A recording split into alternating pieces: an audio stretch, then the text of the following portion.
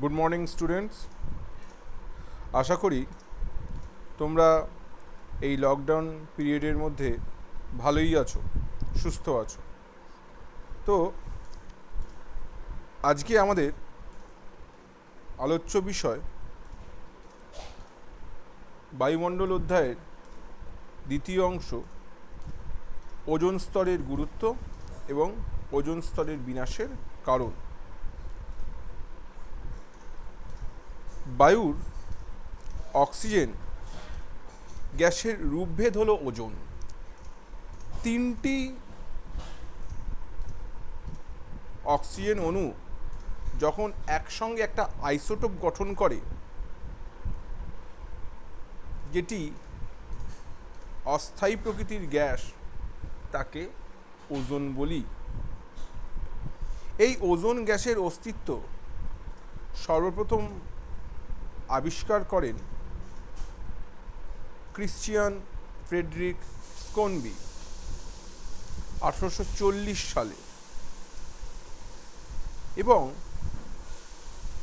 এর যে বিশেষ গন্ধ থেকেই এর নাম ওজোন এসছে। OZO, ওজো, এটি একটি গ্রিক শব্দ যেটি অর্থ বিশেষ গন্ধ। আমরা এই ওজোন গ্যাসকে স্ট্র্যাটোস্ফিয়ারের একটা অংশে আমরা এটা লক্ষ্য করি, যেখানে সূর্য থেকে আগত অতিবেগুনি রশ্মি শোষিত হয়ে পৃথিবীতে এসে পৌঁছায় না, ফলে মানব জাতি সুস্থভাবে তাদের প্রাণ ধারণ করে বেঁচে থাকতে পারে, এবং অন্যান্য প্রাণীও, মানব জাতির সঙ্গে অন্যান্য প্রাণীও সুস্থভাবে বেঁচে থাকতে পারে এই ওজোন গ্যাসের কারণে। এই ওজোন গ্যাস একটি অত্যন্ত হালকা নীল রঙের বিষাক্ত গ্যাসীয় পদার্থ। এর গন্ধ তীব্র, আষ্টে। এটি খুব হালকা বা ভরহীন। এটি সর্বদা প্রাকৃতিকভাবে সৃষ্টি হয় ও বিনাশ হয়ে সাম্যাবস্থায় চক্রাকারে অবস্থান করে। ওজোন হলো অক্সিজেনের একটি রূপভেদ, যেটি মূলত তিনটি অক্সিজেন পরমাণু নিয়ে গঠিত। বায়ুমণ্ডলের স্ট্র্যাটোস্ফিয়ারের 15 থেকে 30 কিলোমিটার উচ্চতায় এই ওজোন স্তর অবস্থান করে। বায়ুমণ্ডলে এর পরিমাণ অতীব নগণ্য, মাত্র 0.00006% এই গ্যাসের অস্তিত্ব আমরা পাই। সূর্য থেকে আগত অতিবেগুনি রশ্মি এই ওজোন স্তরে বাধা পেয়ে শোষিত হয় এবং ওজোনকে অক্সিজেন পরমাণুতে ভেঙে দেয়। আবার সেই অক্সিজেন পরমাণু এবং অক্সিজেন অণু আবার বিক্রিয়া করে ওজোন সৃষ্টি করে। এই প্রক্রিয়ায় ওজোন স্তর আমাদের পৃথিবীর মানব জাতিকে এবং জীবমণ্ডলকে সর্বদাই রক্ষা করে আসছে।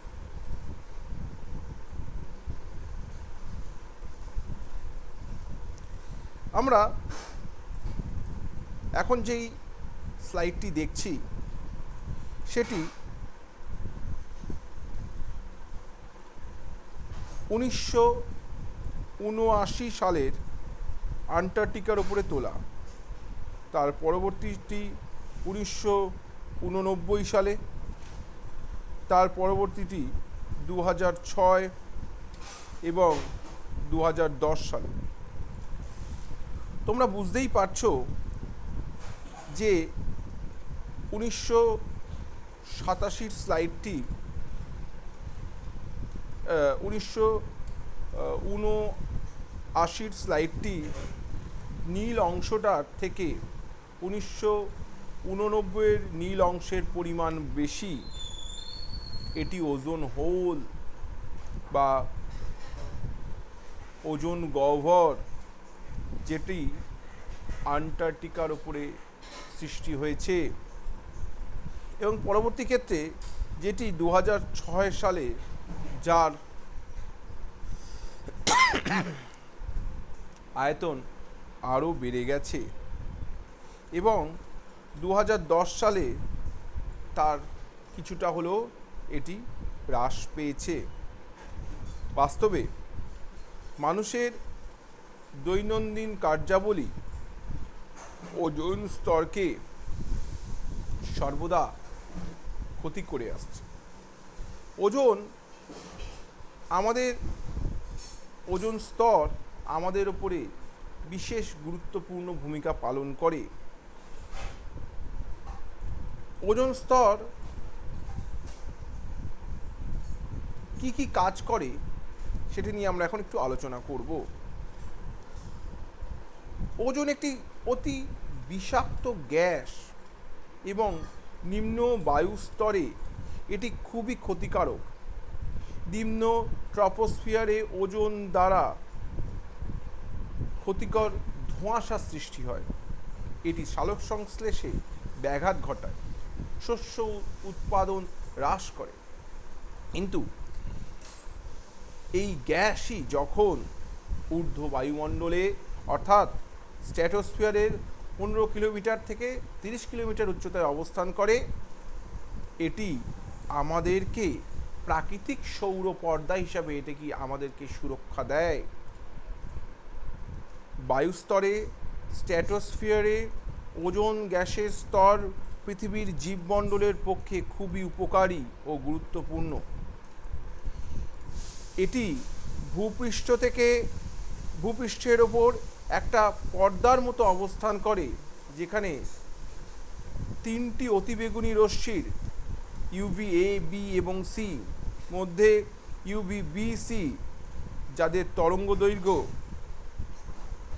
2950 আর্মস্ট্রং এর কম, তাদেরকে প্রতিহত করতে সক্ষম হয় এবং জীবমণ্ডলকে এই ক্ষতিকারক অতিবেগুনি রশ্মির হাত থেকে এরা এই স্তর রক্ষা করে।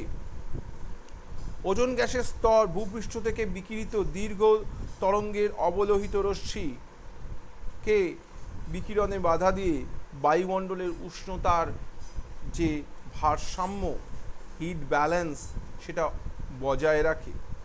অর্থাৎ একদিকে যেমন ওজোন স্তর অতিবেগুনি রশ্মিকে পৃথিবীতে আসতে বাধা দিচ্ছে, অন্যদিকে পৃথিবী থেকে যে অবলোহিত রশ্মি যেটি বায়ুমণ্ডলে ফিরে যাওয়ার কথা, সেটিকে বাধা দিয়ে পৃথিবীর ভারসাম্য, তাপমাত্রার ভারসাম্যকে বজায় রাখছে, যার মাধ্যমে পৃথিবীতে কিন্তু একটা হিমযুগ আসতে পারছে না। তো দুদিক থেকেই ঊর্ধ্ব বায়ুমণ্ডলে ওজোন স্তরের গুরুত্ব অপরিসীম। কিন্তু দেখা যাচ্ছে, তোমরা এক্ষুনি আলোচনা করলাম যে এই ওজোন স্তর প্রতি বছর আস্তে আস্তে তার ঘনত্ব কমে যাচ্ছে। ওজোন স্তরের ঘনত্বকে মাপা হয় ডবসন ইউনিটের সাহায্যে। কি সেই ডবসন ইউনিট? ডবসন একক বায়ুমণ্ডলের ওজোন গ্যাসের ঘনত্ব পরিমাপে ব্রিটিশ পদার্থবিদ গর্ডন ডবসন এর নামানুসারে ডবসন একক ব্যবহৃত। প্রতি বর্গমিটার ক্ষেত্র মানে 2.69 ইন্টু 10⁻20 সংখ্যক ওজোন অণুর উপস্থিত থাকলে তাকে 1 ডবসন একক বলে। 1920 সালে গর্ডন ডবসনই প্রথম আল্ট্রাভায়োলেট স্পেকট্রোমিটার যন্ত্রের দ্বারা ওজোন গ্যাসের ঘনত্ব পরিমাপ করেন এবং দেখা যাচ্ছে যে 1957 থেকে 70 সালের মধ্যে ওজনের ঘনত্ব ছিল 300 ডবসন ইউনিট, যেখানে 1970 থেকে 1985 সাল পর্যন্ত তা কমে দাঁড়ায় 200 ডবসন ইউনিটে এবং 1985 থেকে 1993 সালের মধ্যে সেটি আরও কমে দাঁড়ায় 90 ডবসন ইউনিটে।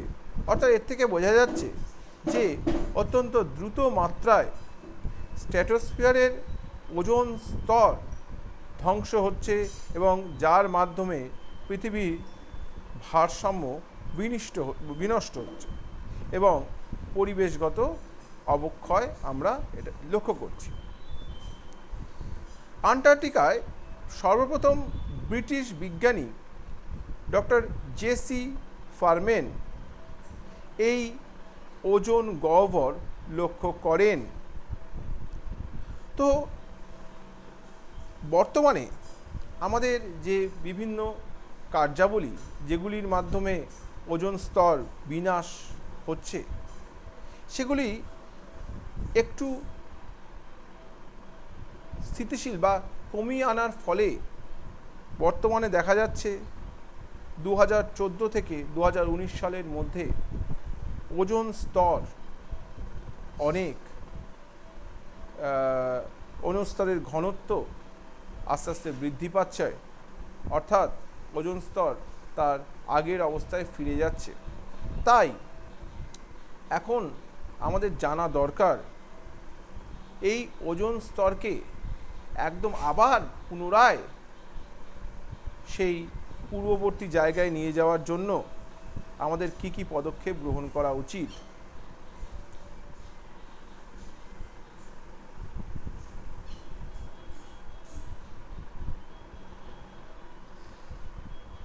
আমরা যে ওজোন হ্রাস, এই ওজোন হ্রাস দুটি প্রক্রিয়ায় হয়, মূলত প্রাকৃতিক প্রক্রিয়া যেখানে স্ট্র্যাটোস্ফিয়ারে অতিবেগুনি রশ্মি এসে ওজোন স্তরের মধ্যে পড়ে, অক্সিজেন অণুতে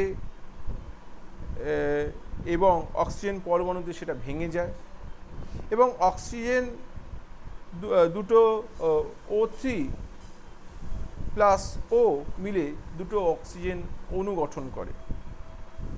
এই প্রক্রিয়ার মাধ্যমে প্রাকৃতিক উপায়ে কিন্তু ওজোন স্তরের হ্রাস ঘটে অতিবেগুনি রশ্মির প্রভাবে। কিন্তু এর সঙ্গে যখন বিভিন্ন মানবীয় কারণ যুক্ত হয় তখন ওজোন স্তর খুব দ্রুততার সহকারে তার হ্রাস ঘটে বা ওজোন স্তরে গহ্বর সৃষ্টি হয়। তার মধ্যে অন্যতম হচ্ছে ক্লোরোফ্লুরোকার্বন যৌগ, যার বাণিজ্যিক নাম ফ্রেয়ন। বর্তমান শিল্প শহরায়নের যুগে মনুষ্য সৃষ্ট মাত্রাতিরিক্ত বায়ুদূষণ ব্যাপক ওজোন হ্রাস করছে বা ওজনের ক্ষয় করছে।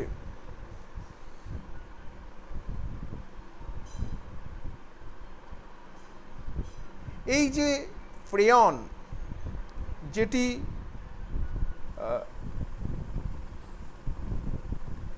বায়ুমণ্ডলে 100 বছরের বেশি সময় টিকে থাকে, তা